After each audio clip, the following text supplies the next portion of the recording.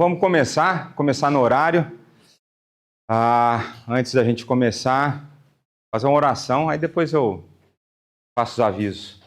Mas muito obrigado por mais essa semana que se iniciou, pelo seu cuidado que tem sido derramado em nossa vida diariamente. Muito obrigado pela sua graça, pela sua misericórdia. Muito obrigado, pois o Senhor escolheu se revelar a nós. O Senhor escolheu entrar num relacionamento conosco, relacionamento que nós seríamos incapazes de desenvolver, que nós seríamos incapazes de atingir. Muito obrigado por isso. Muito obrigado por esse curso que iniciamos hoje.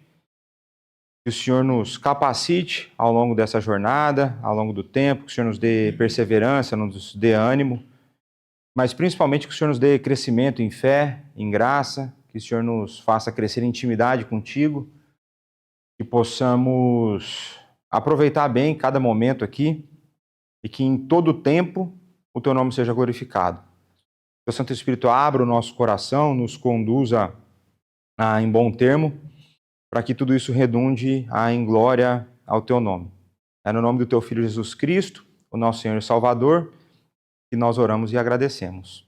Amém. Então, boa noite a todos vocês. É um prazer estar com vocês aqui para começar o nosso curso de Teologia Fundamentos para uma Fé Madura. E eu dobrei a meta. Vamos fazer 2 anos de curso. Pode ser quando chegar lá resolva fazer 3? Pode, né? Aí cada hora que dá umas ideias na cabeça que a gente vai fazendo, né?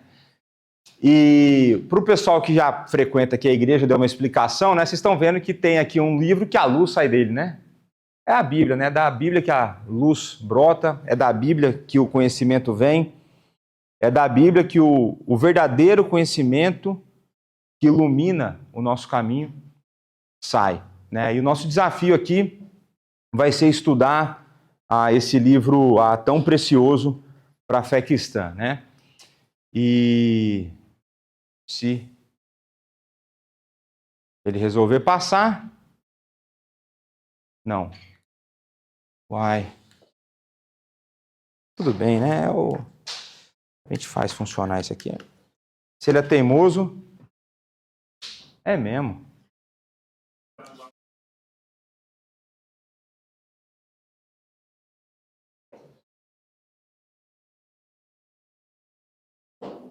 Tá de brincadeira logo hoje, né? Mas tudo bem.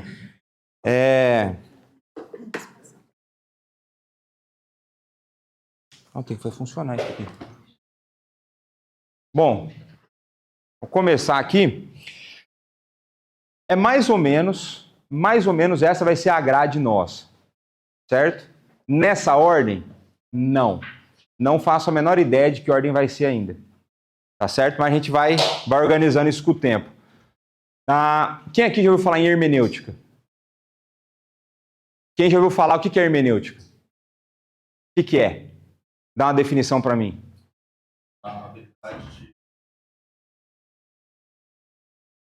Isso, tem a ver com isso. A ciência, né, que vai tratar da interpretação do texto, né? A gente vai começar por isso hoje. A gente deve ter pelo menos umas 3 a 4 aulas sobre hermenêutica. Para cada uma dessas áreas, né, aqui são as grandes áreas da teologia, né? Então a teologia sistemática. Quem aqui vai falar em teologia sistemática? Então, menos pessoas. Teologia sistemática, basicamente, é você sistematizar o conhecimento. Então, a gente pegar a Sagrada Escritura e olhar de Gênesis a Apocalipse o que a Bíblia fala sobre determinado assunto. Então, por exemplo, a doutrina de Deus. O que a gente sabe sobre Deus, o que a Bíblia nos conta sobre Deus de Gênesis a Apocalipse. Então, essa é a teologia sistemática. Então, a teologia sistemática, ela vem das Escrituras, mas ela vem num conhecimento de uma forma doutrinária, vamos colocar assim. Então, por exemplo, a Confissão de Fé de Westminster é uma teologia sistemática, onde você tem temas sendo tratados de maneira organizada e com fundamentação bíblica, né? Aí depois tem a teologia bíblica. Mas peraí, toda teologia não deveria ser bíblica?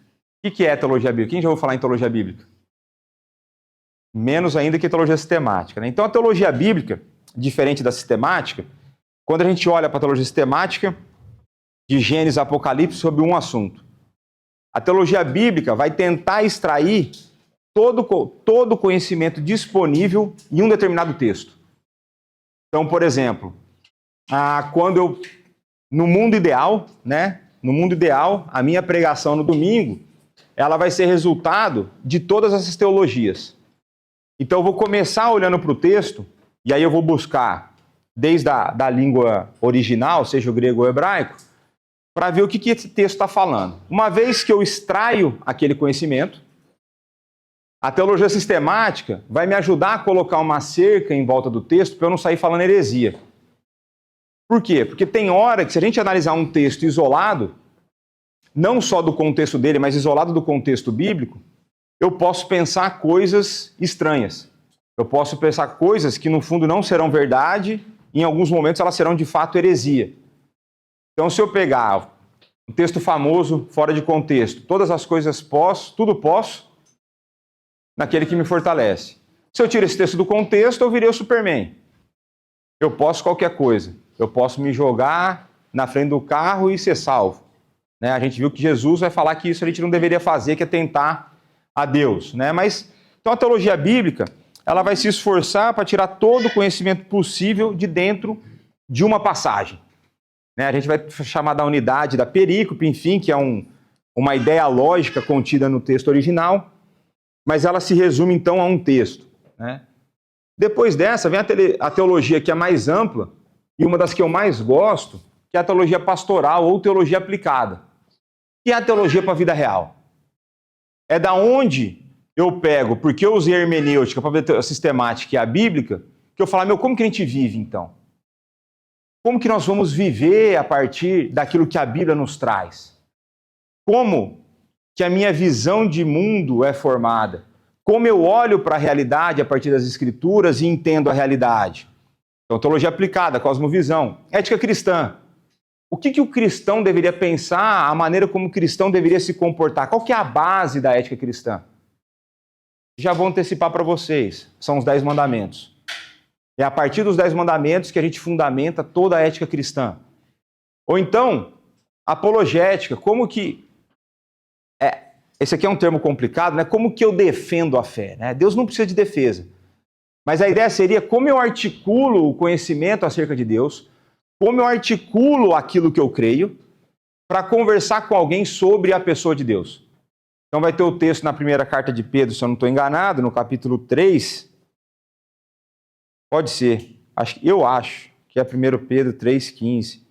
Que nós temos que estar preparados para dar razão da esperança, né, da nossa fé, da esperança que há em nós. Então essa é a ideia da apologética. Como que eu articulo aquilo que eu creio para defender aquilo que eu creio num mundo que não apenas não crê como eu creio, mas como odeia aquilo que eu creio. Então essa é a ideia da apologética, né? Como que eu vou, talvez, em alguns momentos, ter uma conversa com uma pessoa mais intelectualizada. Ou como que eu vou falar em contextos diferentes. Muitas vezes por tipo de pessoa, conforme a área de ensino.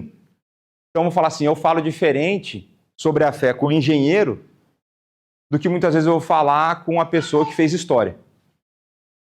Porque na média essas pessoas pensam diferente. Elas enxergam o mundo a partir de perspectivas diferentes. Então na apologética, a gente vai ser de uma certa forma treinado a conseguir identificar esse tipo de visão de mundo e ver como que a gente pode apresentar o nosso argumento e como abalar o fundamento da visão do outro. Né? Mas a gente vai chegar lá um dia. A outra ideia, né? Outra teologia aplicada, aconselhamento bíblico, o como a gente usa as escrituras para tratar dos problemas do coração humano. Como que nós usamos as escrituras para tratar do sofrimento humano no mundo caído. Então, aconselhamento bíblico. A gente já tem feito isso aqui na nossa igreja. E por último, e às vezes o menos importante, mas o pessoal fala aqui por último, mas não menos importante, né? Mas aí vocês estão vendo um assunto que eu já não gosto tanto, história da igreja. Né? Mas é muito importante o assunto. O problema está em mim que não gosto, mas é um assunto importante. A gente vê como Deus, ao longo da história, sustentou os nossos irmãos, ao longo da história, como Deus sustentou a igreja de Cristo, e ao longo da história, como o povo de Deus foi direcionado pelo Espírito para entender as Escrituras. E por que isso é importante?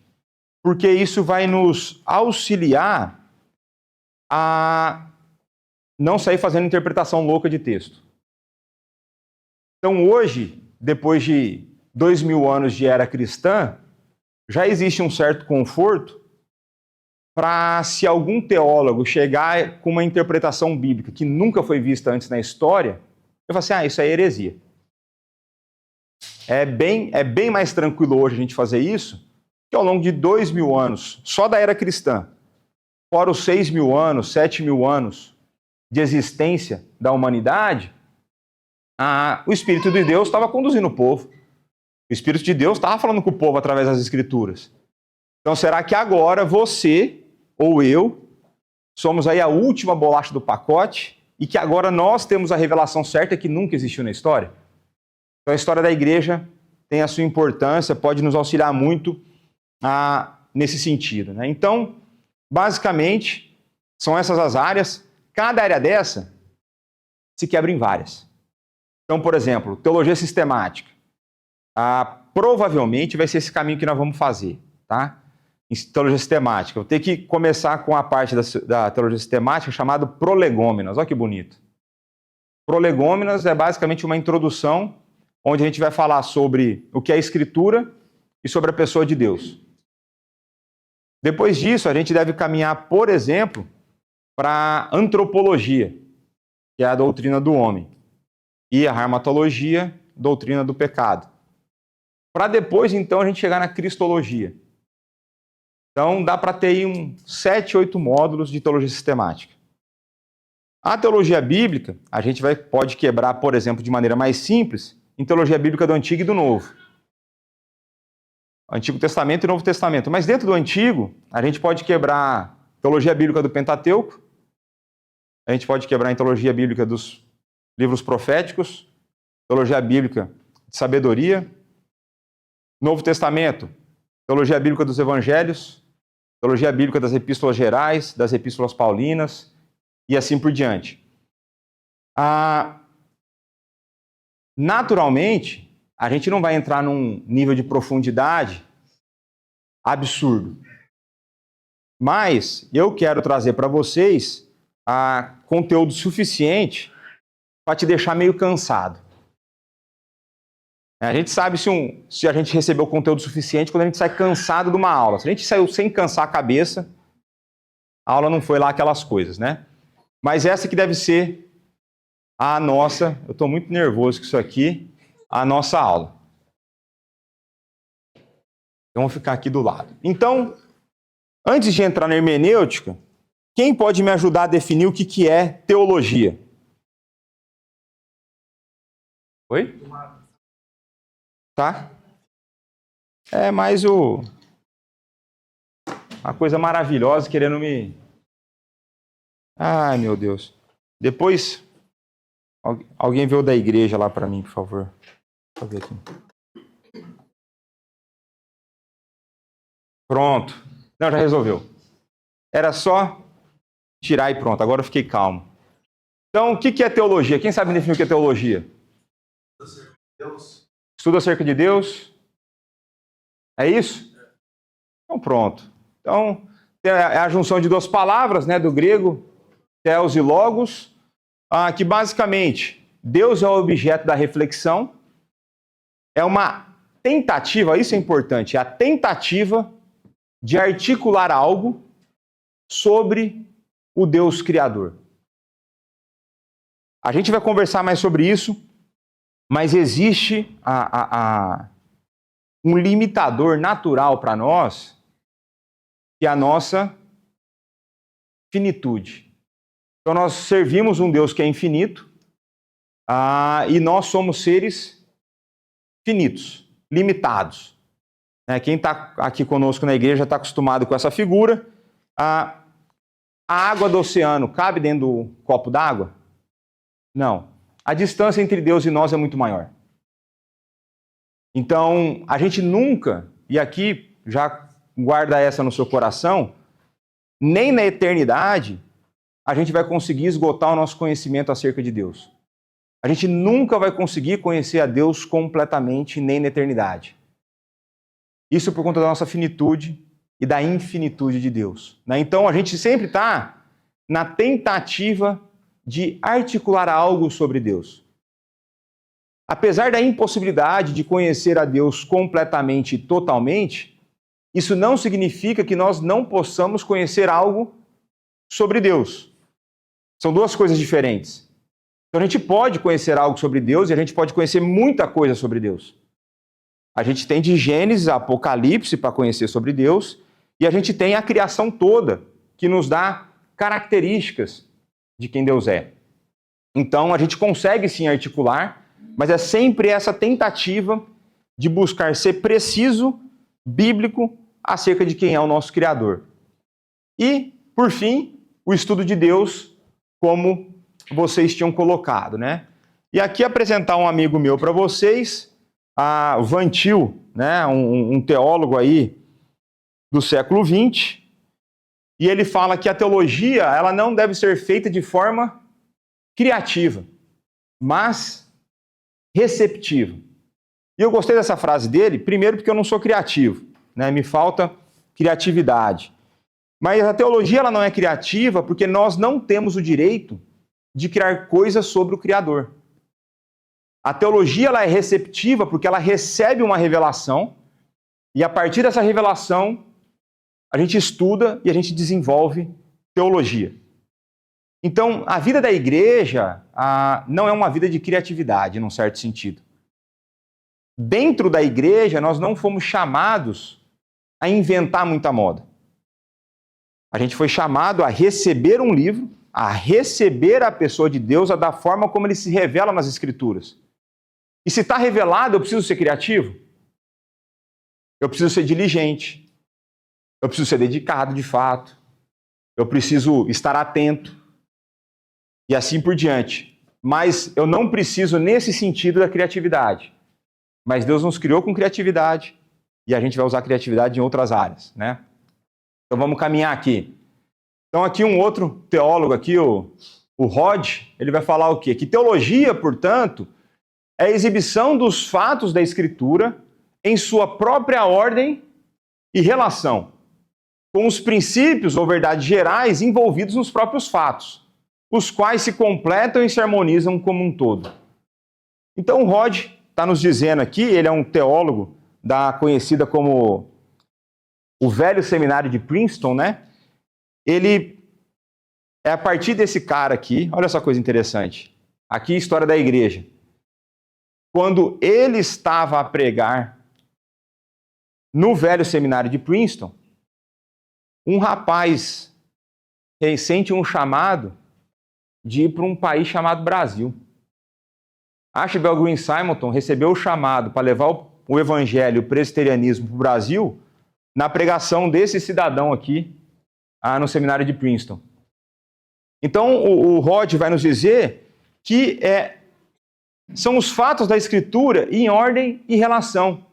Ou seja, nós precisamos considerar com cuidado, com atenção, aquilo que Deus nos deu. E a partir daí, a gente vai buscar a relação, a maneira como esses fatos se conectam, para então desenvolver teologia. E aí o nosso irmão aí, João Calvino, ele vai falar que a fé não consiste na ignorância, mas no conhecimento. E esse conhecimento há de ser não somente de Deus, senão também de sua divina vontade. Então, o nome do curso que a gente está começando hoje é o curso de Teologia, Fundamentos para uma Fé Madura. A fé ela só vai ser madura se ela estiver fundamentada no conhecimento. E é no conhecimento não somente de Deus, mas da sua vontade. E onde que a gente tem a vontade de Deus? Nas Escrituras. É a vontade revelada de Deus. Aquilo que nós precisamos saber para que nós tenhamos uma vida em abundância, para que nós tenhamos uma vida que agrada a Deus na terra, a gente consegue conhecer através das Escrituras. Né? Eu estava ouvindo um podcast que o Roberto me mandou, conhecendo, né, tomando decisões segundo a vontade de Deus, um podcast que fizeram com o Weber Júnior, em relação a um livro que ele lançou há 10 anos, isso é uma edição comemorativa, né? E o Weber Júnior falou um negócio muito interessante, que muitas vezes no meio evangélico existe essa quase que uma busca mística por aquilo que seja a vontade de Deus. E ele fala assim, veja, Deus, ele não gosta de ficar fazendo joguinhos conosco. Tente descobrir quem eu sou. Tente descobrir a minha vontade. Ele fala, não, ele já deu tudo para nós de uma vez. Para nós agora, né? Para os nossos irmãos foi ao longo do tempo, né? Mas ele já nos deu a Escritura. A gente não precisa mais brincar de esconde-esconde. A gente não tem que achar onde Deus se escondeu. Onde a vontade dele está escondida. Não, a vontade dele está revelada. E a vontade dele está revelada em 66 livros que foram agregados em um e que nós chamamos de Sagradas Escrituras, a Bíblia. Então, nesse sentido, a nossa fé, ela vai ser fundamentada no conhecimento da pessoa de Deus e da sua vontade. E ambas eu encontro no mesmo lugar. Ainda que a gente possa ter, de maneira prática, conhecimentos acerca de Deus vindo da criação. Então, quando a gente olha para os animais, a gente olha para o oceano, a gente olha para essas coisas, a gente consegue aprender algo sobre Deus? O quê? Grandeza de Deus, a criatividade de Deus, a sabedoria de Deus, o cuidado de Deus, a inteligência de Deus, tudo isso a gente consegue descobrir. Mas a criação consegue nos dar o conhecimento necessário para a salvação? Não. E é por isso que a gente precisa das Escrituras. Então, o nosso maior esforço vai estar em conhecer a vontade revelada. Porque, de maneira especial, são as Sagradas Escrituras. Já o nosso conhecimento acerca da revelação geral, a revelação natural, a criação, o que a gente vai ter ali? A gente vai ter contemplação. Ali a gente vai admirar. Eu já comentei com algumas pessoas que às vezes eu paro na frente do mar, assim, eu gosto do barulho das ondas, e eu fico olhando assim e falo assim, quantos litros d'água será que tem nesse negócio? Não é? Eu falo assim, cara, é muito grande, meu. A gente acha que a gente é alguma coisa, primeiro onda que quebrou na tua cabeça e te puxou, você já acha que você vai morrer. E eu falo assim, como que pode? Né? Deus preparar tudo isso, né, para quem estava aqui na aula da Escola Bíblica Dominical sobre a criação, como que pode? Né? Como nós somos privilegiados, né? Deus fazer tudo isso para nós. Para que nós possamos usufruir, para que nós possamos nos alimentar, para que nós possamos ter lazer, por exemplo, né? Se é que é possível ter lazer na praia, no porto, mas é outra história. Então pronto, então aqui vamos avançar, né? E aí apresentar um outro camarada meu aqui, Gerhardus Voss. Se você já alguma vez na vida ouviu a expressão história da redenção, esse é o inventor da expressão. É esse figura aqui, mais um figura da velha Princeton, mais um cara da velha Princeton, do velho seminário de Princeton, né?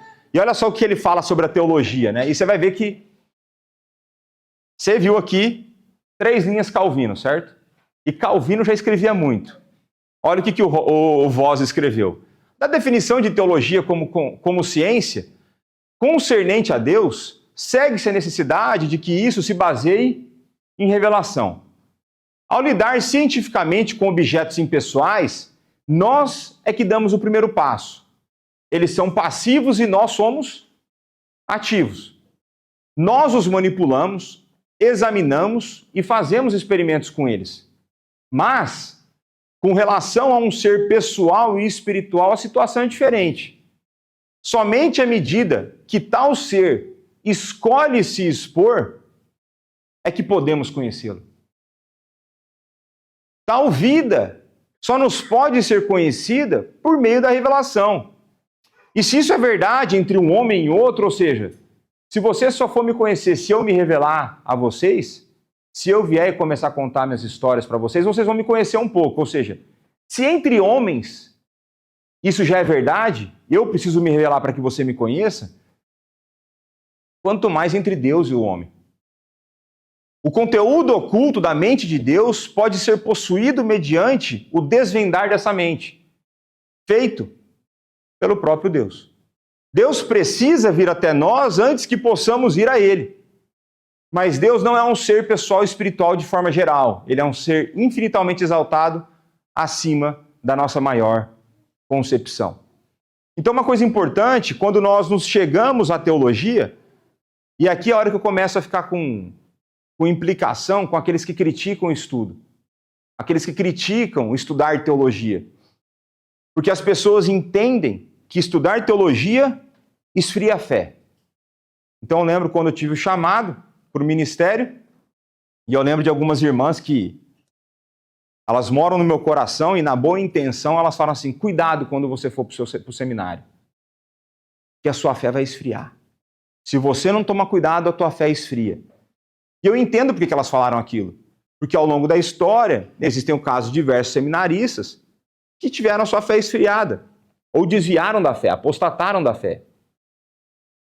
Mas pela graça de Deus, a minha experiência e dos meus amigos tem sido diferente. Quanto mais eu estudo, mais impressionado eu fico. E quanto mais eu estudo, e é porque Deus veio até mim e Ele derramou da sua graça sobre mim, e Ele abriu o meu coração, eu posso entender mais sobre Ele. E quanto mais eu entendo sobre Ele, maior é a minha percepção de que eu nada sei. Né? Então eu acabei de terminar, o pessoal da igreja sabe, acabei de terminar o mestrado, e a sensação que eu tenho é que eu saí mais burro do que eu entrei. Já não entrei esperto, saí pior. É a maneira como eu enxergo. Mas é por conta disso. Porque a gente está diante de um ser que é infinitamente exaltado. Então a teologia feita de maneira adequada, a teologia feita debaixo de oração, a teologia feita com fundamento nas Escrituras, não vai te afastar. Ela vai te afastar se seu coração não estiver distante. Ou se você não for dele. Mas se você pertence a Deus, se Ele veio até você, se Ele transformou o seu coração, Ele quer se revelar a você. Ele quer uma vida de intimidade contigo.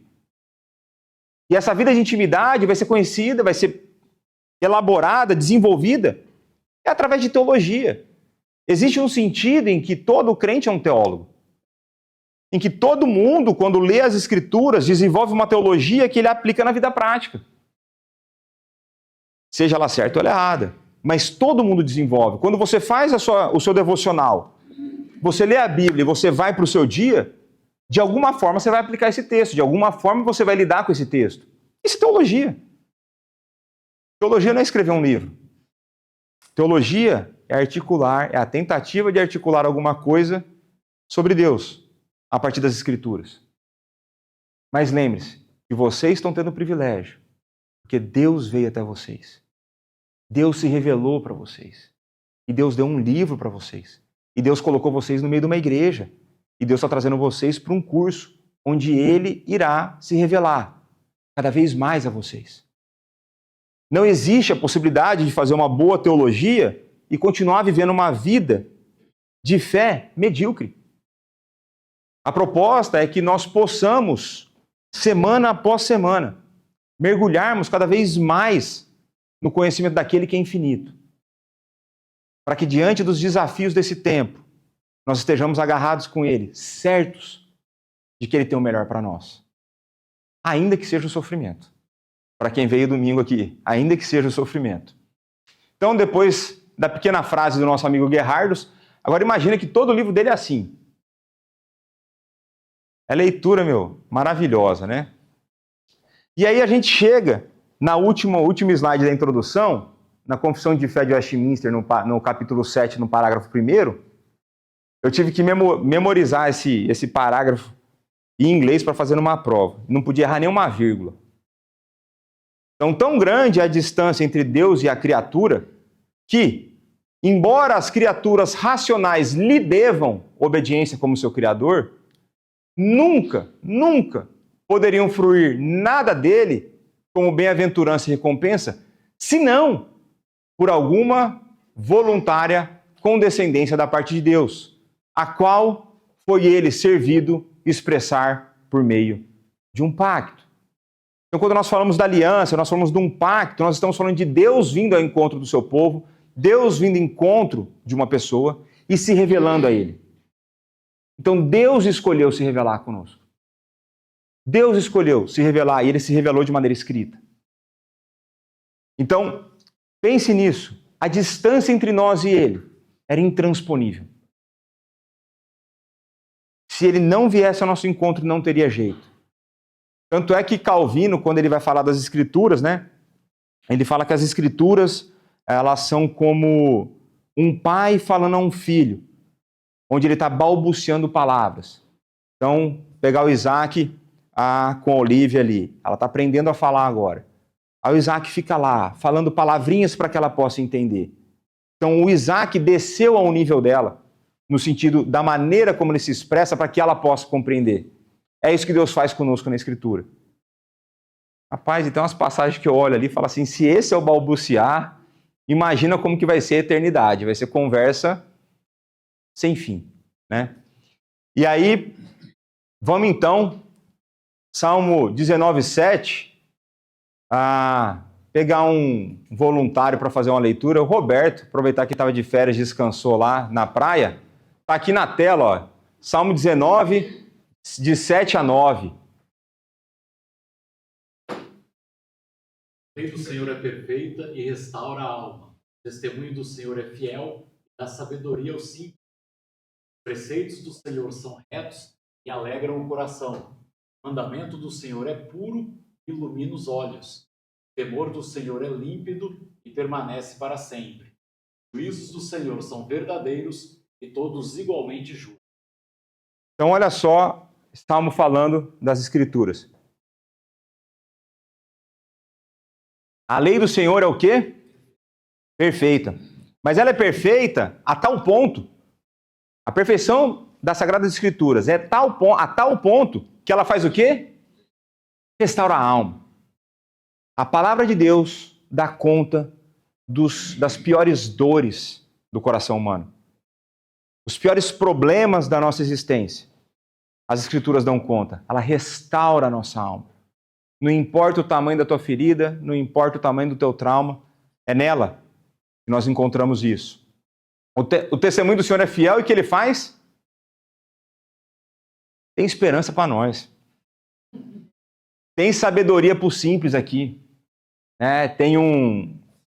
Dentro do EBD a gente tem conversado sobre a gente já passou essa fase, né? Sobre a criação.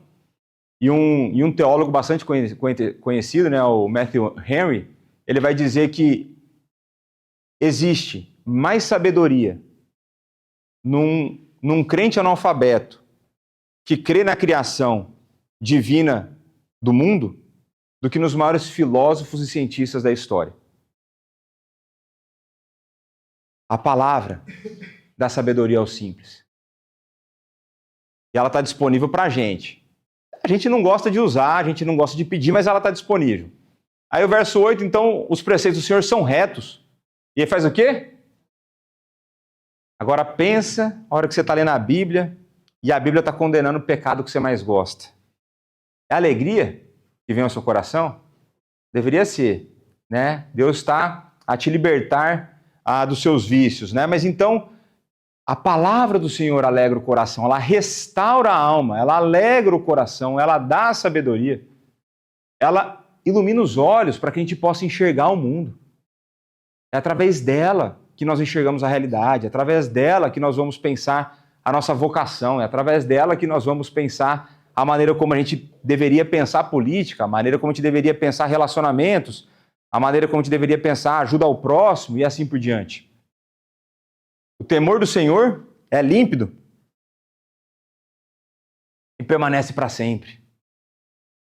E os juízos do Senhor são verdadeiros e todos igualmente justos. Não há nele margem para o erro. Não há nele sombra de injustiça. Não há nele nada de ruim. Isso em 3 versos. Imagina o Salmo 119. 176 versos. Já pensou só da palavra? É maravilha. Então vamos lá. O pessoal aqui já está familiarizado com esse slide aqui, o pessoal da igreja. Aqui são as premissas, são os pressupostos, são aquilo que eu creio e que eu parto, a partir disso que eu parto para a minha aula. Então, o primeiro capítulo da Confissão de Fé de Westminster é sobre as Sagradas Escrituras, são 10 parágrafos, e que nesses 10 parágrafos a gente vai ter que a Bíblia é a palavra de Deus, e por isso ela é inspirada, ela é inerrante, ela é suficiente, ela é autoritativa. Então, porque Deus é a sua origem, não tem erro. E se não tem erro e ele é o Criador de todas as coisas, ele tem a autoridade para mandar fazer o que ele quer. O bom para nós é que não existe pecado nele, então ele só manda coisa boa. É através dela que eu enxergo a realidade, né? Então volta na figura daquele livro que sai à luz, é a partir dela que eu posso enxergar a realidade. Sem ela, a minha visão da realidade vai estar contaminada, sem ela, a minha visão da realidade vai estar distorcida, sem ela, a minha visão da realidade não faz sentido. Uma coisa importante, o pecado afetou quantas áreas da existência humana? Todas. Então isso significa que nós não podemos confiar nem na nossa razão. Nem a nossa razão é confiável. E é por isso que teologia ela nunca é feita num vazio isolado. Ela é sempre feita diante da história da igreja.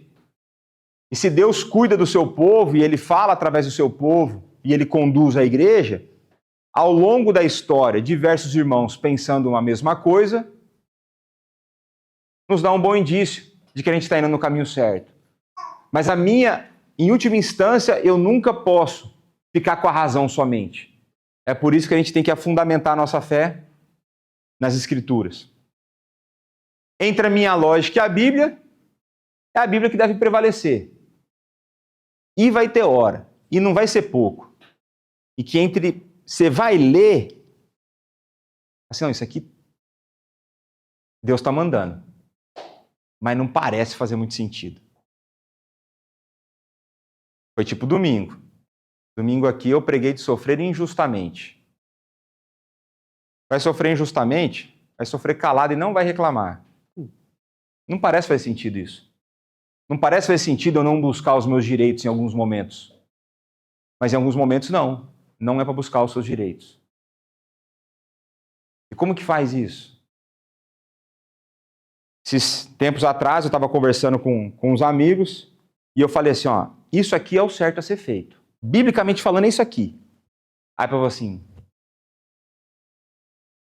tô vendo, mas eu acho que não vai dar certo. Não vai, meu. Pode não ser do jeito que a gente quer, mas que vai dar certo, vai. Né? Mas vai ter hora que a gente vai se deparar com a Escritura e vai falar assim, não. Aí você pega o Sermão do Monte. Bem-aventurado os que choram. É contra-intuitivo. Bem-aventurados os que são perseguidos. É contra-intuitivo. Em vários momentos, as Escrituras vão confrontar o nosso coração. Em vários momentos, aquilo que nós cremos será colocado em xeque, porque nós cremos diferente do que a Bíblia revelou. Nós cremos diferente da maneira como Deus se revelou nas Sagradas Escrituras. Mas é a Bíblia que deve prevalecer. E aí, né, a mesma coisa de outro jeito, que ela diz ser verdade, mesmo que pareça estranho, é verdade. Deus é soberano e você é responsável. É estranho, mas é verdade. Deus é soberano e você é responsável. Simples assim. E aqui, estou me apoiando num outro professor que eu tive, o estudo da teologia.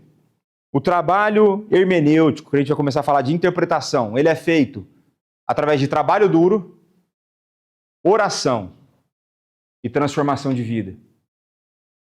Se você estuda as Sagradas Escrituras e sua vida não é mudada, cuidado. Isso é sinal de juízo de Deus na tua vida. Se você lê a Bíblia e você não é transformado, alerta vermelho na tua cabeça. Porque ela transforma a vida. E uma vez que eu trabalho, eu oro e eu sou transformado, qual que é o passo seguinte? Transfiro isso para outros, eu compartilho. Eu compartilho para os irmãos e eu compartilho para os de fora. Essa é a nossa vida. Então pronto, vamos começar a hermenêutica, tá certo? E a gente vai embora hoje cedo. Então vamos lá, definição de hermenêutica.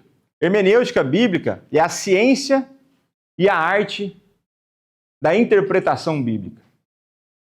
Então vamos ver o que o Virkler vai falar, né? Considera-se hermenêutica como ciência porque ela tem normas, ou seja, regras, e essas podem ser classificadas num sistema ordenado. E ela é considerada arte porque a comunicação é flexível e, portanto, uma aplicação mecânica e rígida das regras às vezes distorcerá o verdadeiro sentido da comunicação. Então existe um aspecto da interpretação bíblica que é simples, é regra. Regra de português. Mas tem hora que você vai olhar e falar assim, tem alguma coisa diferente aqui, a hora que entra a arte. E a gente vai ver em que momento isso vai entrar. Mais para frente eu vou definir isso aí. Né? Então, a hermenêutica geral, né? Estudo das regras que regem a interpretação do texto bíblico inteiro, incluindo os tópicos de análise histórico-cultural, léxico-sintática, contextual e teológica. E a hermenêutica especial, estudo de regras que se aplicam a gêneros específicos, como parábolas, profecias, narrativas e entre outros. Então a gente não pode, veja, a gente não pode interpretar uma narrativa como a gente interpreta uma epístola. Porque tem hora que o narrador está relatando fatos que não são os corretos, no sentido de que a pessoa cometeu um pecado. E se você for seguir aquilo como se aquilo for uma ordem, você está lascado. A gente não pode interpretar a leitura sapiencial, a gente não pode interpretar um provérbio como a gente interpreta uma epístola, ou como a gente interpreta uma narrativa. É uma outra história. E no final eu vou dar 2 exemplos disso. Então vamos ver o que o Berkhoff vai falar sobre a hermenêutica, né? Então a hermenêutica sacra tem um caráter muito especial porque trata com um livro único no domínio da literatura, isto é, a Bíblia como a palavra inspirada de Deus.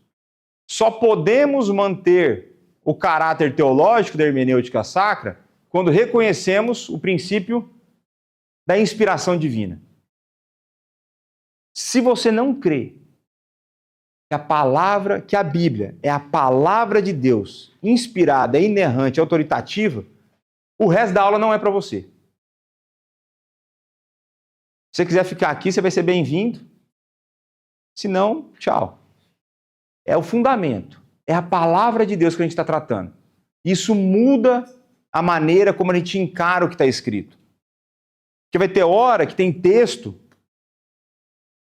que você põe lado a lado e fala assim, temos um problema. Porque parece que são 2 coisas contraditórias. Só parece. Mas como eu sei que a Bíblia é inspirada e ela é inerrante, isso vai me levar a ter que fazer uma abordagem que nós chamamos de harmonização. E não é facial não, tá? É a harmonização do texto bíblico, que o negócio é bom. Não fica aquelas coisas horríveis lá, né? Mas é a ideia de que nós vamos, então, tentar entender como essas 2 coisas são verdade ao mesmo tempo. Porque se elas estão na Bíblia, tem que ser. A gente não tem opção. Porque se uma delas não for, acabou a nossa fé.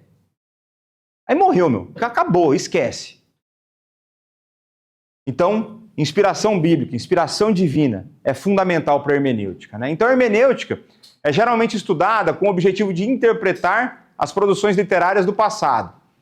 Sua tarefa especial é mostrar o caminho pelo qual as diferenças ou distância entre o seu autor e os seus leitores podem ser removidas. Ela nos ensina que isso só é realizado adequadamente quando o leitor se transporta para o tempo e o espírito do autor. Isso aqui vai ser fundamental. Isso aqui vai ser fundamental para nós. E eu vou falar mais sobre a pregação que a gente teve no domingo e esse ponto mais para frente. Mas sem isso, esquece, não funciona. A gente precisa entender a maneira como isso vai interferir a nossa interpretação. E aí, vou dar um exemplo agora. No domingo, eu preguei o texto de primeira carta de Pedro, onde Pedro fala para os servos serem submissos aos seus senhores. O servo no texto era um escravo. E ele fala que o escravo crente, ele não estava lutando contra a escravidão, ele fala que o escravo crente tem que submeter ao seu dono. Aí, se a gente está aqui como brasileiro, portugueses, e eu não sei se tem alguém do continente africano aqui, como tinha no domingo, a experiência nossa com escravidão é meio complicada. E como que a gente trata com isso?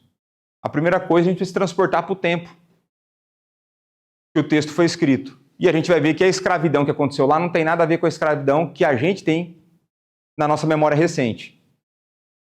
E aí, se não é a mesma escravidão, já não tem os mesmos tipos de problemas, são outros problemas diferentes.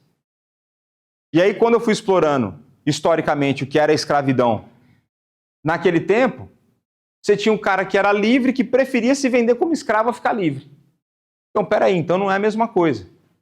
Agora, se eu não vou, e se eu não me transporto para o tempo, o que eu estou falando que o texto bíblico está defendendo? É escravidão. E não tem nada a ver. Então é importante a gente se transportar para o tempo e para o espírito do autor. Então o pecado, aí mais uma vez, o pecado obscureceu o entendimento do homem e ainda exerce influência perniciosa sobre a sua vida mental consciente. Ele podia falar assim, o pecado afetou tanto que tem muita gente burra, mas ele fala de um jeito bonito. Né? Ele é muito mais elegante do que eu sou, por isso que minha esposa vive me corrigindo. Né? Então, consequentemente, esforços especiais são necessários para que possamos nos proteger contra o erro. E parte da proteção contra o erro está no fato de você ser parte de uma igreja. Parte da proteção contra o erro está no fato de Deus prover para você pessoas que preguem para você e pessoas que te ensinem a palavra, quando muitas vezes você não entende. Deus provê para você pessoas que podem dedicar muito mais tempo do que você, e estudar muito mais do que você, para te entregar de mão beijada aquilo que você não deu conta de estudar. Isso é um esforço especial. Então veja como Deus ele provê para nós tudo aquilo que a gente precisa. Né? Desde as escrituras até a forma como a gente compreende. Deus proveu para nós pessoas habilidosas o suficiente ao longo da história para escrever livros que nos auxiliem no entendimento da Escritura. E livros que eu uso semanalmente, senão não entenderia. Isso é cuidado de Deus. Para mim e para você. E nós somos diferentes, né? Eu creio que não precisa de muito para você olhar para o seu lado e perceber isso, de que a gente é diferente em termos de habilidades. Alguns são de exatas, outros de humanas, outros de biológicas. A gente vai enxergar as coisas de perspectivas diferentes. Nós tivemos experiências de vida diferentes. Nós temos a relação com o mundo de uma forma diferente. E tudo isso a gente traz quando a gente lê a Bíblia. Não existe. Nunca caia no mito da neutralidade de pensamento. Não existe neutralidade na vida. Não existe análise imparcial na vida. Toda análise é parcial, porque ela parte de um pressuposto. A questão é se você tem coragem de assumir os seus pressupostos ou não. Mas até o cara que critica o evangélico propagador de ódio, retrógrado, ele tem os pressupostos dele. A diferença é que o evangélico está assumindo qual que é o dele. Os outros não. Eles vão dizer que eles são imparciais, porque eles são neutros. Não existe neutralidade. Então a gente chega para fazer a leitura bíblica com uma carga, cada um com a sua carga. E tem a diferença que ele falou aqui, né? Do entendimento do homem, cada um tem um nível de inteligência, cada um tem uma habilidade com leitura do que outros não têm, e simples assim. Então, homens diferem de tantas maneiras que naturalmente faz com que sejam mentalmente impelidos para direções diferentes. Se a gente não for bem orientado, né? Se a gente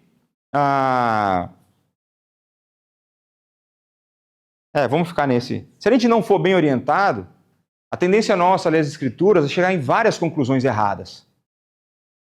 É por isso que é importante para uma igreja, qualquer que seja ela, ter uma confissão de fé. Ela ter um padrão no qual ela fala assim, é nisso que nós cremos.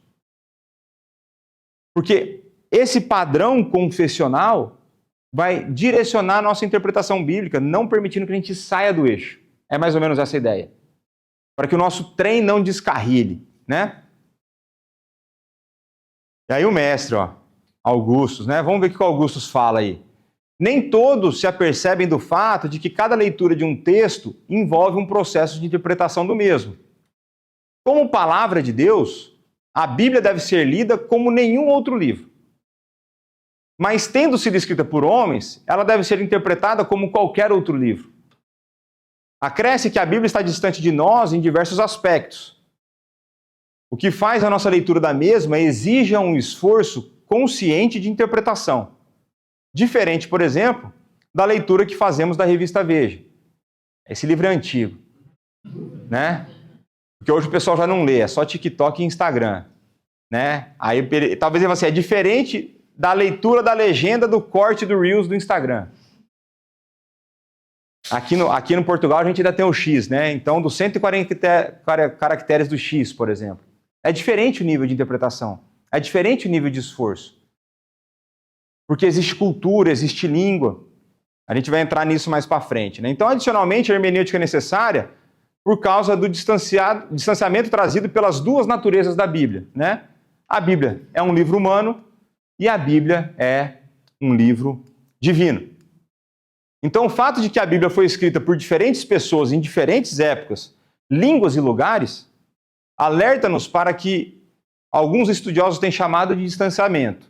Então, distanciamento temporal, forma de encarar o mundo, aspectos culturais e aspectos linguísticos podem ser perdidos.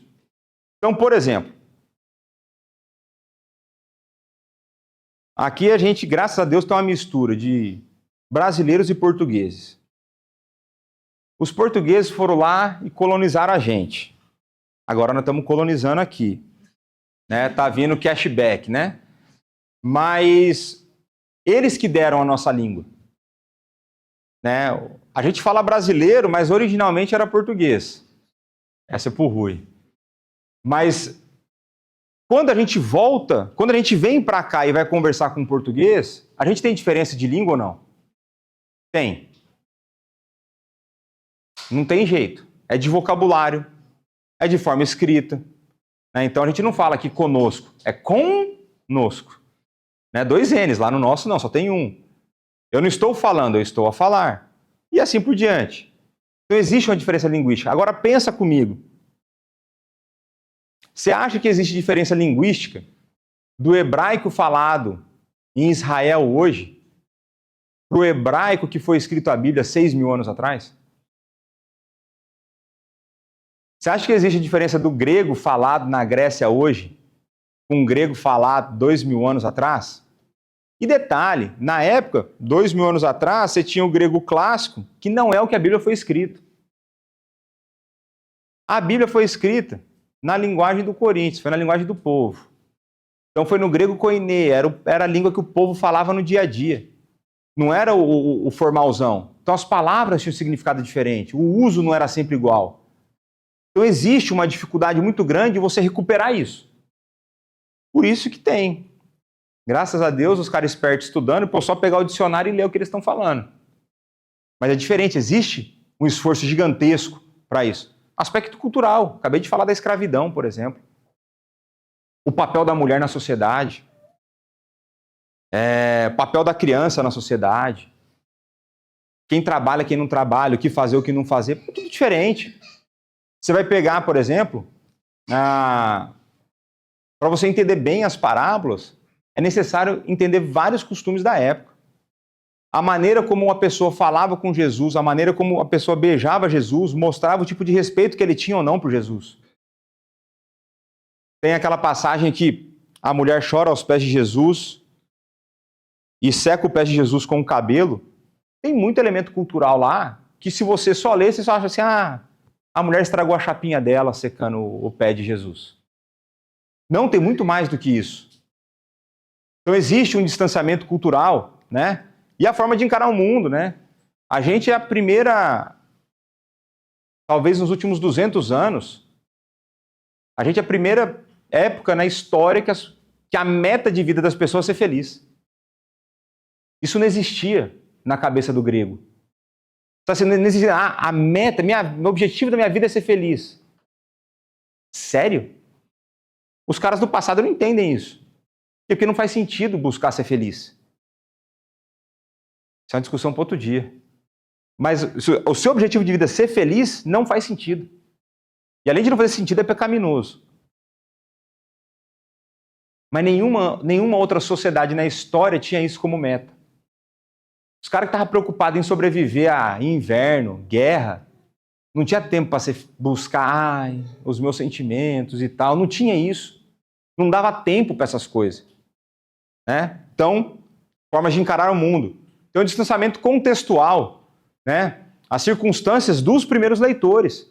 Então, quando a gente vai ler um texto bíblico, tinha uma situação específica que aqueles que receberam a carta estavam a passar. Então, um dos grandes trabalhos da pregação é você pegar aquilo lá, entender o que aconteceu para eles, para ver como que a gente consegue extrair e fazer uma conexão com o tempo presente. Distanciamento cultural, o jeito de escrever, conceitos específicos, maneira de ilustrar verdades. Distanciamento linguístico, distanciamento autoral. E aí, o nosso objetivo é resgatar qual que era a intenção do autor. E não o que você acha que o texto está falando. Então, vou pegar um exemplo aqui. Ó. Eu vou expor as pessoas, eu gosto disso. Politicamente incorreto. Vamos pegar aqui o Mateus e Eveline, certo? Eveline, certo? Então pronto. Antes de vocês serem casados, antes de vocês namorarem, você chegou a escrever alguma carta, algum texto para ela, assim, dando aquela chavecada e tal, sim ou não? Sim, eu fiz isso com a minha também. Quando você escreveu, você queria que ela interpretasse de qualquer jeito ou com a intenção que você escreveu? Com a intenção, né? E deu certo, né? Juízo para um e graça para outro, né? Os relacionamentos cristãos. Mas essa é a ideia. Muitas vezes na vida, quando a gente escreve o texto, a gente quer que a pessoa entenda do jeito que a gente quis. Mas dos outros, a gente acha que pode entender do jeito que a gente quiser. Mas não é assim que funciona. Né? Então, a hermenêutica ela vai tratar da gente buscar resgatar a intenção do autor original. E aí, agora, a Bíblia como livro divino, né? Então esses são os desafios da Bíblia como livro humano. Então, como divino, distanciamento natural, infinito versus finito, a gente já conversou sobre isso. Distanciamento espiritual, então o pecado afeta a nossa cognição. E existe um distanciamento moral, em que nós ainda pecamos, o pecado ainda exerce influência sobre nós ainda não fomos completamente restaurados, e a palavra é pura e santa. Então existe diferença nisso. Então vai ter hora que você vai ler a Bíblia e você vai ficar bravo porque ela está falando para você largar algum pecado que você não quer largar. Então pronto, vamos ver os métodos. Método alegórico, alguém já ouviu falar isso aqui? Não? Existia uma escola lá no passado, né, que eles gostavam desse método alegórico. O que o método alegórico é? Vou dar um exemplo aqui. Agostinho, por exemplo, fazia método alegórico. Então, quando Agostinho vai interpretar a parábola do bom samaritano, ele tenta achar um significado para tudo, mas para tudo que está no texto. Até a moeda que é dada na hospedaria, ele acha um significado para aquilo. Ou então, quando olha para a Arca de Noé, vai falar que a Arca de Noé era feita de madeira. O que mais que foi feita de madeira? A cruz. Então a arca era uma alegoria que apontava para a cruz de Cristo. Não, não era isso. Noé apontava para Cristo, mas a arca não. Não desse jeito. Você pode fazer uma conexão, e aí, alegoria diferente de tipologia, de que os mesmos materiais que foram usados na arca foram usados no bebê conforto de Moisés. Aí é diferente. São os mesmos materiais. O bebê conforto que a mãe do Moisés pôs lá no rio. Isso aí é uma outra hermenêutica, hein? Semana que vem, eu quero que alguém vá contar aqui para nós. Se eu esquecer, se alguém me lembra. Alguém vai ter que reproduzir como que foi essa questão de Moisés no rio. Tá certo? Depois vocês leiam a Bíblia lá e vêm me contar como que vai ser. Então, alegoria é você pegar um negócio ali no texto e fazer uma aplicação que não tem conexão nenhuma, mas que foi resultado do quê? Da sua criatividade.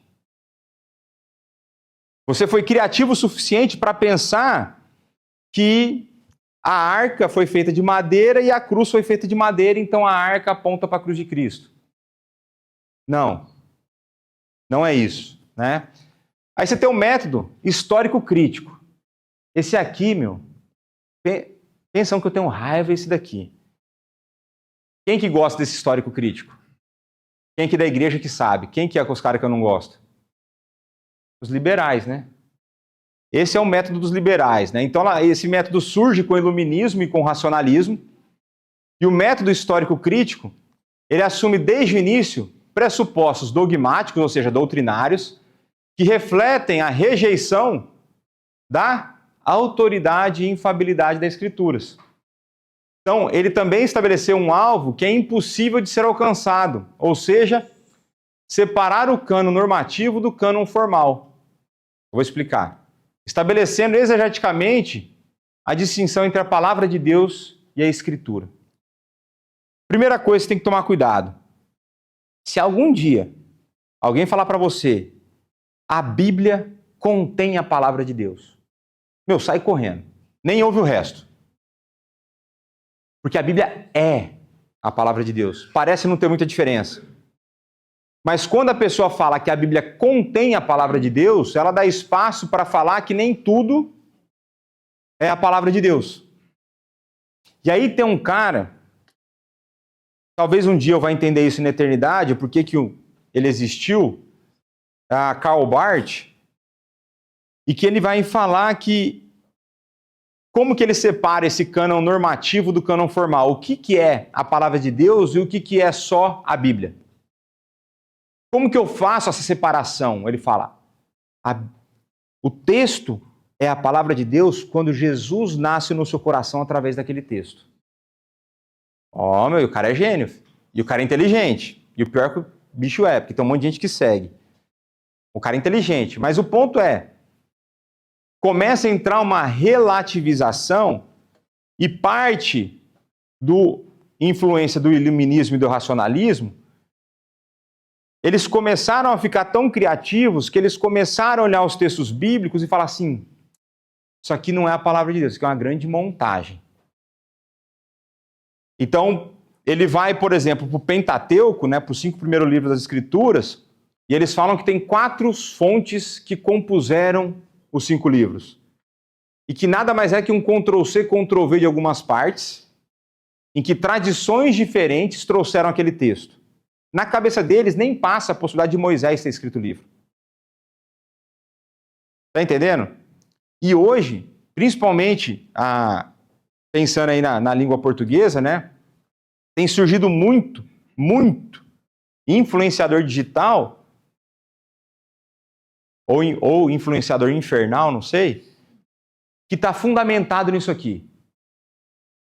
Então, eles vão zombar das Escrituras, eles vão zombar da interpretação das Escrituras, para eles a doutrina não faz sentido, para eles os evangelhos é mentira, e assim por diante. Mas está lotado disso na internet hoje.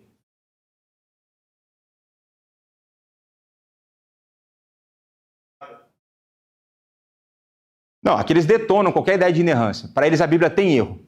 Então eles assumem de partida. Então assim, a Bíblia tem erro. A primeira coisa que eles falam, a questão é descobrir quais são. Não é nem se tem ou não, é aonde eles estão. Entendeu? Então teve uma história que o pau quebrou lá nos Estados Unidos, no final do século XIX, 1890, sei lá, uma coisa assim, um cara chamado Charles Briggs. O Voss que eu mostrei para vocês aqui estava rivalizando com ele. Quando esse cara assume uma cadeira num seminário, e ele foi o professor titular de teologia bíblica, o Briggs foi dizer que a questão toda é só achar onde estão os erros, porque tem erro e não é pouco. Mas que ainda assim dá para ser um item de fé. Entendeu? E aí o Voss dá uma aula inaugural no seminário de Princeton e arrebenta o discurso dele. Né? Então já tinha polêmica, que não tinha rede social. A discussão era num nível mais elevado. Mas tinha já nessa época as polêmicas entre os teólogos, né? Mas então esses daqui, eles trabalharam para tentar minar a autoridade das Escrituras. Agora, pergunta, é possível minar a autoridade divina? Não tem jeito. É por isso que a Igreja de Cristo só cresce e só avança. Não importa o quanto batam, não importa o quanto tentem. Mas não tem jeito. Então, histórico crítico, toda vez que você ouvir histórico crítico, ouviu Bíblia, for tá errado. Nem lê. Eu mesmo já nem prefiro nem perder meu tempo. Só li as coisas que eu fui obrigado a ler para o seminário e para o mestrado. Fora isso, não quero nem saber desses caras. Tem muita coisa boa para ler por aí, para eu ficar perdendo tempo com eles. Aqui, ó. Eles usam pequenas mudanças em estilo para questionar a autoria ou definir teologias diferentes entre os apóstolos. Então isso acontece muito no Novo Testamento. Então, por exemplo, você tem João. João escreveu o Evangelho e o que mais que João escreveu? Apocalipse, o que mais? As cartas, pelo amor de Deus, né? Primeira, segunda, terceira, né? Pelo amor de Deus, lá, a carta de João, tá escrito João lá, né? É o mesmo João. E agora o que acontece? Tem uma diferença no nível do grego que foi utilizado. Então é como se o João tivesse ficado mais rebuscado. Aí vem o liberal aqui e fala assim, tá vendo? Não é o mesmo João. É um outro cara que se escreveu passando por João, porque o João não tinha esse nível de grego. Rapaz. E ninguém pode aprender mais assim ao longo da vida e melhorar em alguma coisa? João não pode. Eu olho o texto que eu escrevi no primeiro ano do seminário no Brasil, eu tenho vergonha que está com o meu nome lá. Assim, é sério que eu escrevi isso e achei que estava legal? É completamente diferente. Mas eles vão olhar para isso e falar, não. Vai pegar uma carta de Pedro. Não, não pode ser Pedro. Porque o grego está muito elaborado e Pedro era burro. Mas burro é você, meu. Não era Pedro? Não era, meu. Pedro só não tinha o PhD que Paulo tinha. É diferente. Então eles vão pegar essas coisas, ou então vai definir lá teologia paulina, teologia joanina e a teologia do Tiago, por exemplo. Aí eles vão pegar e vão falar que Tiago e Paulo são contraditórios entre si. Porque Paulo fala da salvação pela graça e Tiago fala que não existe fé, que não tenha obras. Fala, você não consegue ver que as duas coisas casam? Você não consegue ver que se você lê o que Paulo fala que a salvação é pela graça, em todo o tempo ele fala da vida de santidade, que vai resultar numa vida de boas obras? Quem que é burro no fim das contas? Não são eles, não são os autores, né? Mas a gente vai lá, vamos avançar, senão eu começo a ficar com muita raiva. E aí tem essa outra aqui, que é a Reader Response. Então, essa daqui é aquela que você lê e você extrai o significado que você quer. Certo? Essa é boa. E essa é boa, e ela é tão boa que vocês vão ver quem que usa elas. Olha só.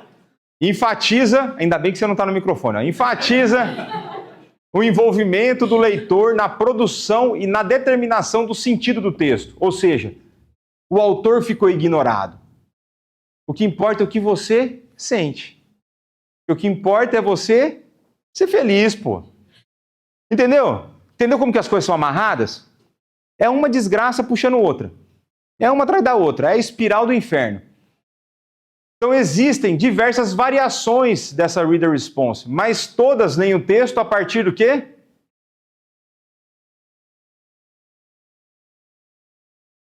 Então, eu vi que vocês estão bem animados para ler, eu vou ler para vocês. Eles leem um texto a partir de uma agenda definida, via de regra, ideológica ou política. Quando o teu pressuposto está errado, a tua leitura vai ser errada.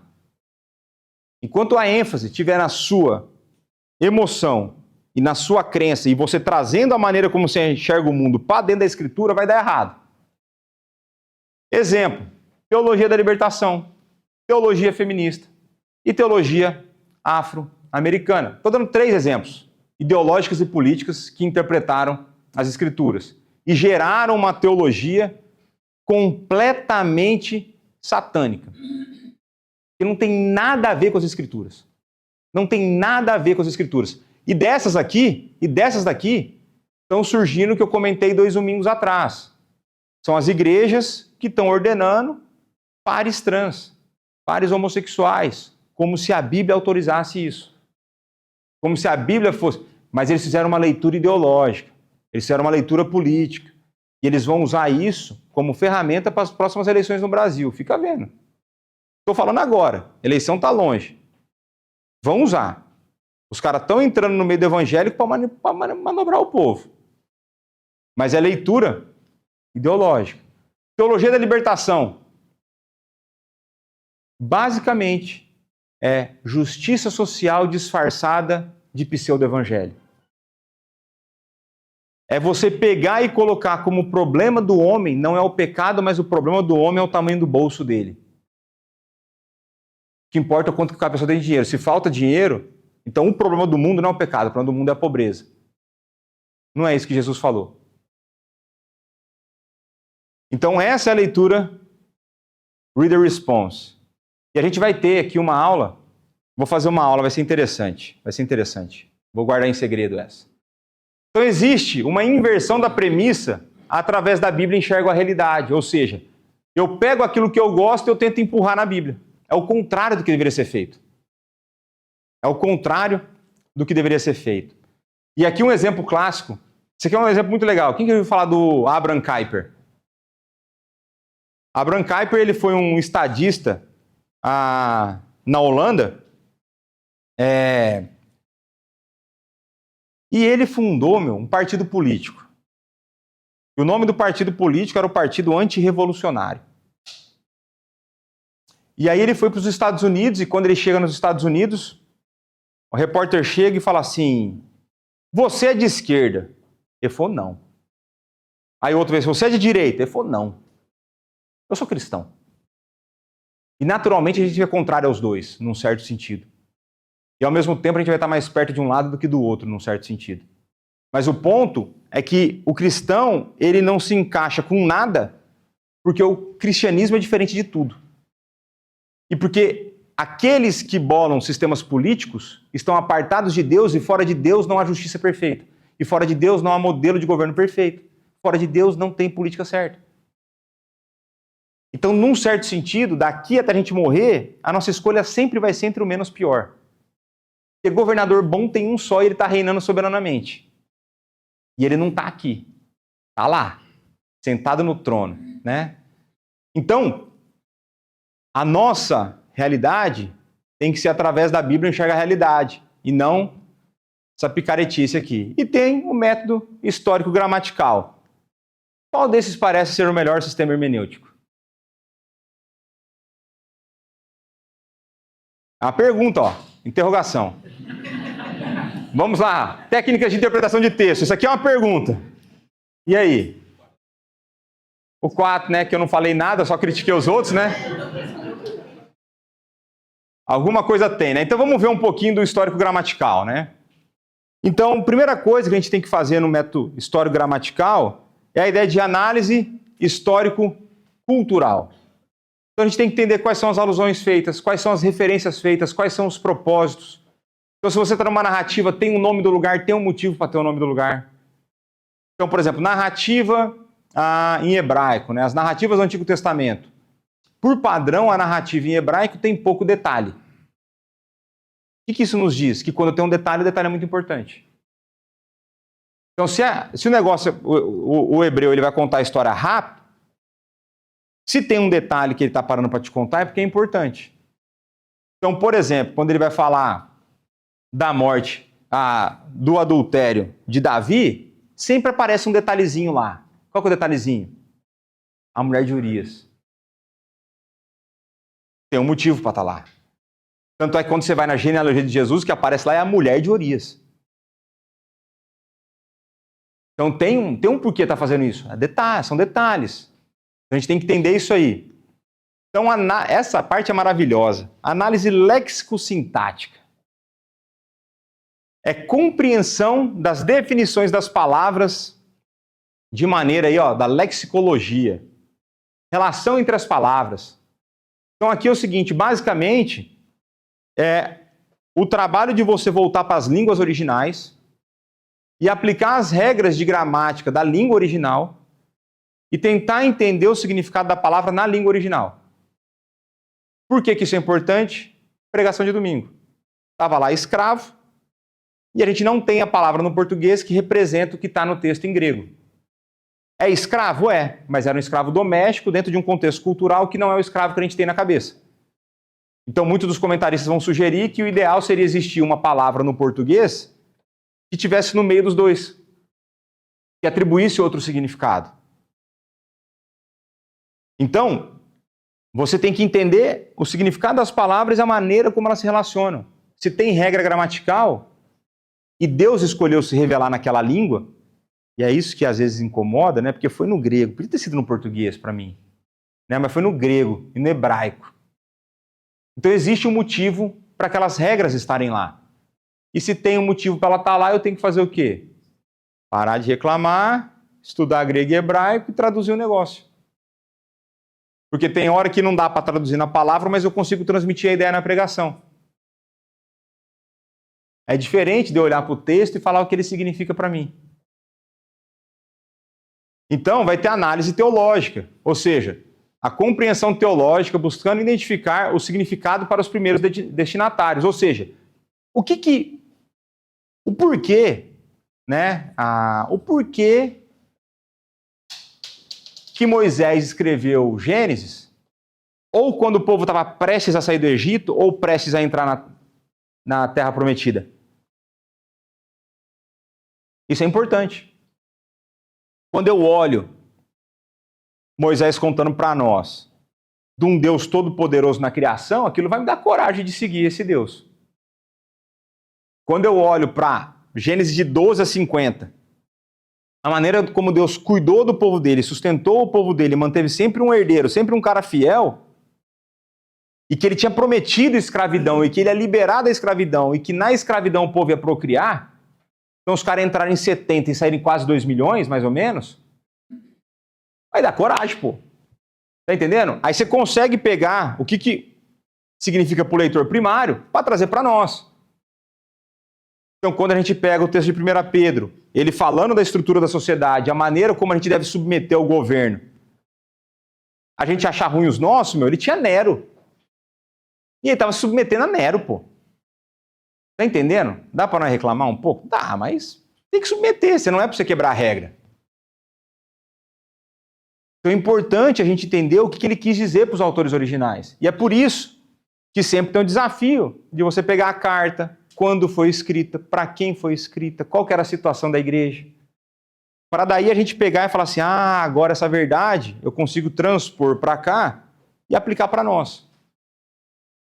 Tá vendo como que é diferente dos outros métodos? E dá mais trabalho, porque tem mais etapa. Então considera também textos relacionados. Então tem um negócio chamado contexto imediato. Por isso, quando você vai ler lá, tudo posso naquele que me fortalece, você tem que ler para cima e para baixo. Aí você vai ver que o tudo posso é posso sofrer qualquer coisa por conta de Deus e está tudo certo. Que ele vai me fortalecer em meio ao sofrimento. Esse é o ponto. Esse é um texto clássico. Aí você vai pegar lá o texto da divulgação. A letra mata. Vai ler a Bíblia, velho. A letra mata. Deus se revelou escrito. Aí lascou. Meu. Não dá. Entendeu? Não dá, não dá. Então, você vai considerar os textos relacionados. Você vai voltar para o Antigo Testamento e ver como Jesus Cristo cumpriu aquela profecia. Então, é análise literária. Então, vamos lá. Você considera se são cartas, são narrativas, são poesias. E tudo isso você interpreta de maneira diferente. E comparação com outros intérpretes. Ou seja, depois que você faz isso aqui, você fala assim, agora deixa eu ler o que os outros caras escreveram. para ver se eu não estou pensando besteira. E tem hora que eu falo assim, não, meu, viajei. Recentemente eu tive uma dessa aí, né? E não, meu, que besteira que eu estava pensando, né? Pronto, mas corrigiu a tempo. Mas então você compara com os outros. Isso te ajuda. Então vai considerar o resultado dos 4 passos. Por exemplo, eu estou na pregação lá em Pedro, eu acho que eu estou com, sei lá, 7 comentários para fazer comparação, para ter uma noção. E entre os caras você vê o pau torando. Aí você fala assim, esse cara aqui é mais liberal, esse cara aqui eu tô fora, né? Mas vou ver as ideias dele aqui, mas eu tô fora desse cara, né? Mas então, você veja que a hermenêutica ela é um trabalho sério e importante para que a gente possa entender a palavra de Deus. Agora pergunta, se é Deus se revelando para você, vale o esforço? Sério que esse desânimo todo? Deus está se revelando para você, meu, vale o esforço? Pô, pelo amor de Deus, me ajuda, meu. 9h20 da noite aqui, dando aula, e vocês aí, dormir em casa, né, meu? Pode.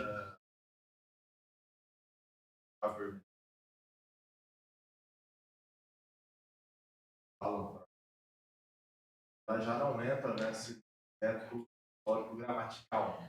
Não, meus caras viajam nisso aí. Então, assim, veja, eu acho que é o Caio Fábio que entra nessa. Entendeu? Aí você vê quem segue, quem é adepto da ideia, você nem precisa considerar. Né? Porque o que acontece? Tem uns caras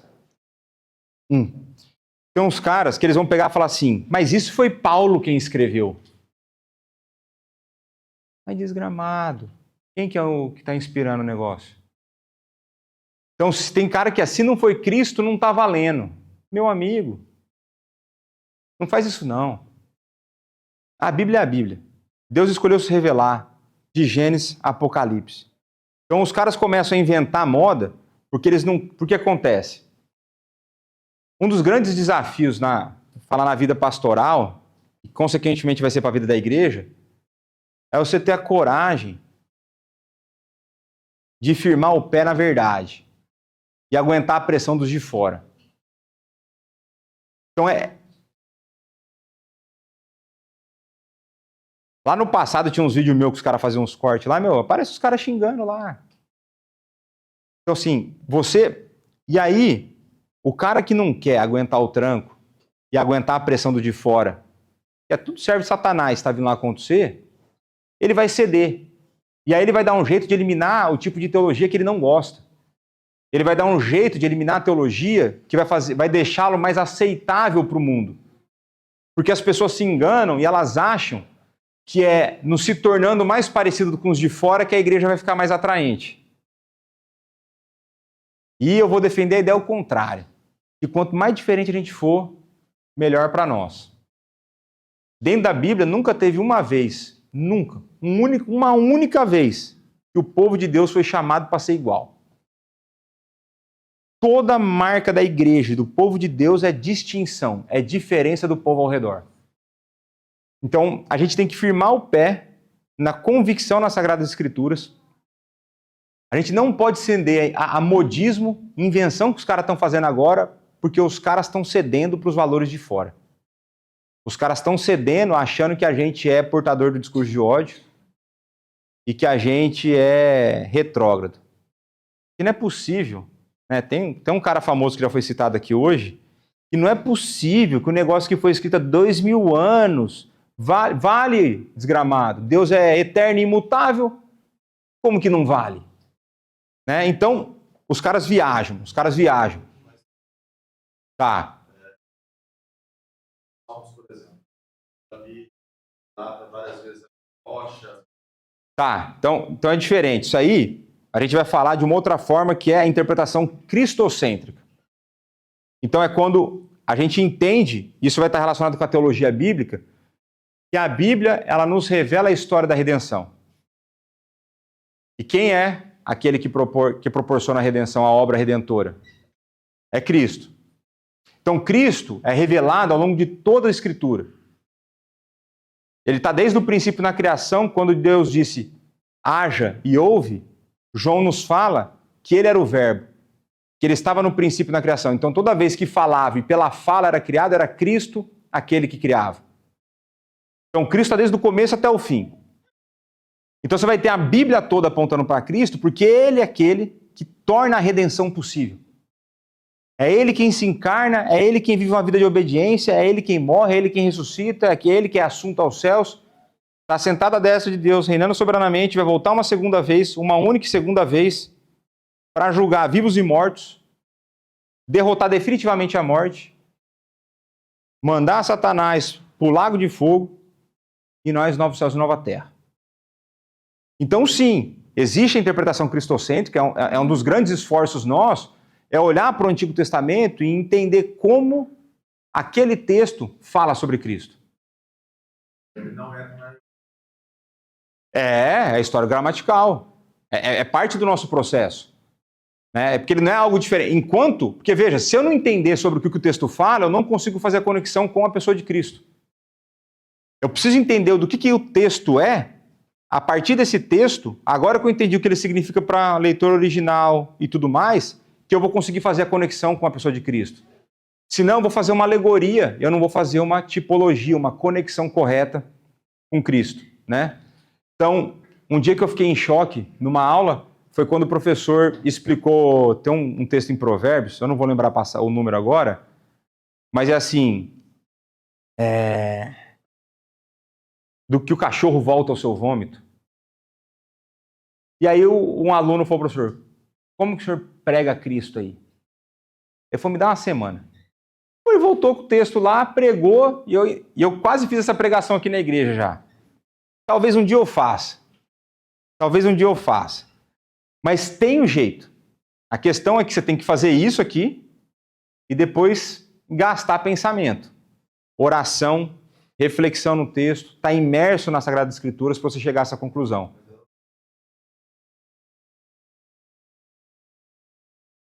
Você não vai tornar criativo no sentido que você não vai inventar nada, você vai pegar o que está na Bíblia. Então são conexões com coisa já revelada para você. É como você vai colocar isso junto. E se for bem feito, quem vai direcionar foi o Espírito Santo. Então você faz conexão, você não cria nada.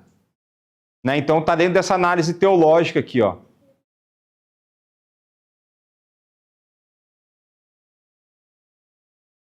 Isso e a própria Bíblia. Né? Então, as outras fontes e a Bíblia. Sim, com certeza.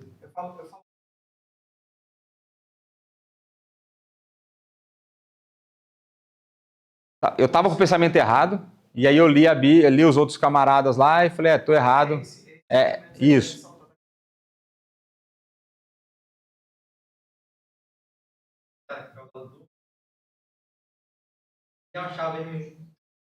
Jesus ser a chave hermenêutica é totalmente... Pregação cristocêntrica, isso. Temos que Jesus é a chave hermenêutica, a gente já vai com a intenção de talvez um texto que não tenha lá, por exemplo, a cruz de Cristo na arca. Tá, então pensa assim, ó. Toda pregação, de alguma forma, precisa mostrar Cristo. Porque só existe salvação nele. Então toda pregação tem que ter Cristo. Né? E você pode fazer isso, não necessariamente só olhando para o texto, mas você pode fazer isso, eu às vezes faço por contraste.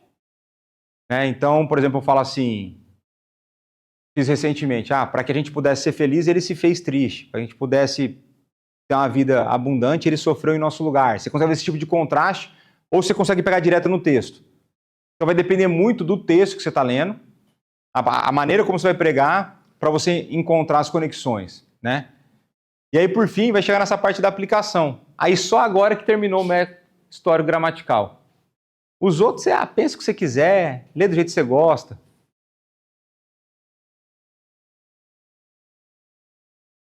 Sim, os apóstolos faziam. Tanto é que existe um ponto que eu tive a aula com um dos professores que eu citei aqui, ele vai argumentar que a gente consegue fazer a tipologia assim como os apóstolos fizeram. Então, existe uma grande diferença, que os apóstolos foram inspirados, essa é a grande diferença, mas existe uma forma como eles trabalharam que a gente consegue seguir as mesmas regras para chegar num resultado parecido. Tanto é que um livro que eu comprei dele foi lançamento quando estava mudando para cá. Agora falta ler para eu ver se eu aprendo. Né? Mas essa é uma coisa que os apóstolos faziam. Né? A grande diferença é a inspiração. Então vai.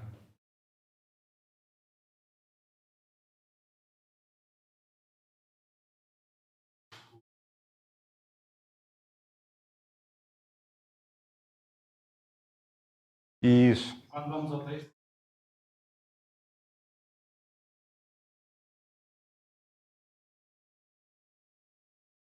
Certo? Tá um pouco diferente. É isso que está falando ou não? Quando você está falando, quando você volta para o antigo, o texto está igual ou está um pouco diferente? Certo.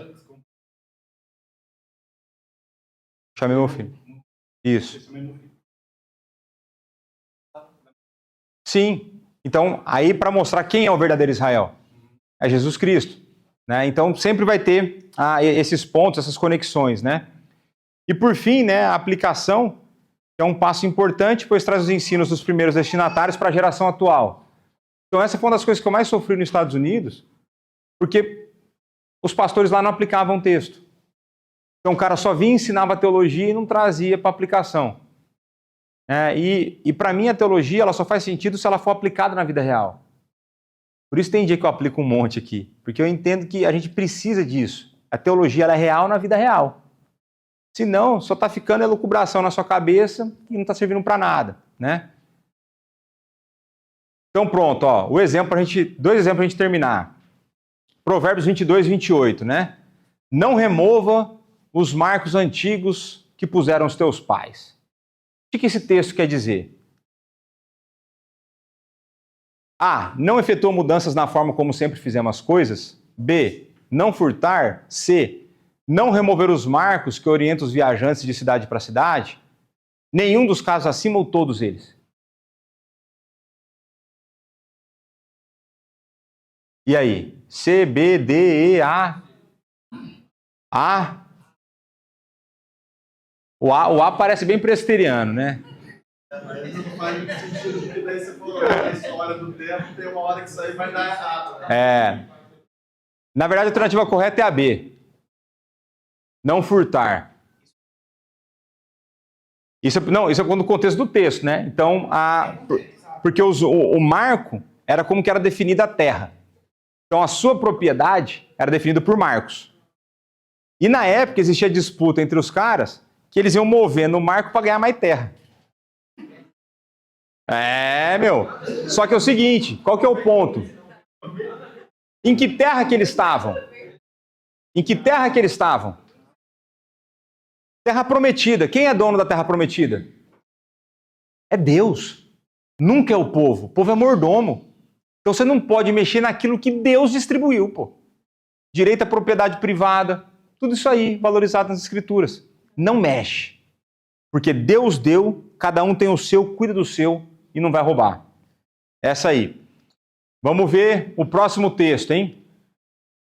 Hebreus 4:12. Porque a palavra de Deus é viva e eficaz e mais cortante que qualquer espada de 2 gumes e penetra até o ponto de dividir alma e espírito, juntas e medulas, e é apta para discernir os pensamentos e os propósitos do coração.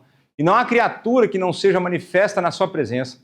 Pelo contrário, todas as coisas estão descobertas e patentes aos olhos daquele a quem temos de prestar contas. O que esse texto quer dizer? Alternativa A. Ensina que o homem é tricotômico, tem corpo, alma e espírito. B. Ensina que a verdade contida na palavra de Deus é dinâmica e transformadora em vez de morta e estática. C. Faz advertência aos crentes professos. D. Incentiva o cristão a usar a palavra de Deus de maneira agressiva em seu testemunho e aconselhamento, porque ela é espada cortante, né? E E. Nenhum dos casos acima. Tá meio dividida aí, né? Mas é a B de bola de novo, né? Então ela ensina que a verdade contida na palavra de Deus ela é dinâmica e transformadora em vez de morte e estática, né? E a ideia aqui, para vocês entenderem, porque ele fala de divisão de alma e espírito, né? Só que ele fala de juntas e medulas. A gente tem que voltar no tempo. Você acha Isso aqui, ó, final do século I. Você acha que o pessoal conseguia distinguir a diferença de junta e medula? Você consegue diferenciar pensamento e propósito do coração, se os dois têm origem no mesmo lugar e as duas são a mesma coisa? O ponto é que a palavra de Deus, ela penetra aquilo que é impenetrável. A palavra de Deus consegue sondar o teu coração e expor os teus pecados e expor os seus desejos. Essa que é a ideia. Por isso, que ela é dinâmica e transformadora. Ela é viva, ela é eficaz. Ela entra e te rasga no meio. Tá certo? Então, fechamos com essa. Que Deus muitos abençoe. Vamos fazer uma oração para encerrar. E depois vai ter um chazinho ali, um biscoitinho para enganar as lombrigas aí, tá certo? Então vamos orar. Pai, muito obrigado por esse momento que o Senhor nos deu para aprendermos um pouco mais de Ti e sermos apresentados a técnicas, a critérios, a forma como nós devemos nos aproximar da Tua Palavra. Dá-nos um coração bem motivado, dá-nos um coração disposto a aprender mais de Ti. Dá-nos um coração inclinado a ler a Tua Palavra. Dá-nos um coração que se deleita em Te conhecer mais. Dá-nos a capacidade, dá-nos os recursos para que possamos Te conhecer verdadeiramente. Para que também, quando nós Te conhecemos, nós venhamos a nos conhecer. Expõe os nossos pecados, revela as nossas fraquezas e ajuda-nos nessa caminhada. Dá-nos perseverança, dá-nos força de vontade, para que possamos, semana após semana, aprendermos mais de Ti, da Tua Palavra e como nos achegarmos nela. É no nome do Teu Filho Jesus Cristo, nosso Senhor e Salvador, que nós oramos e agradecemos. Amém.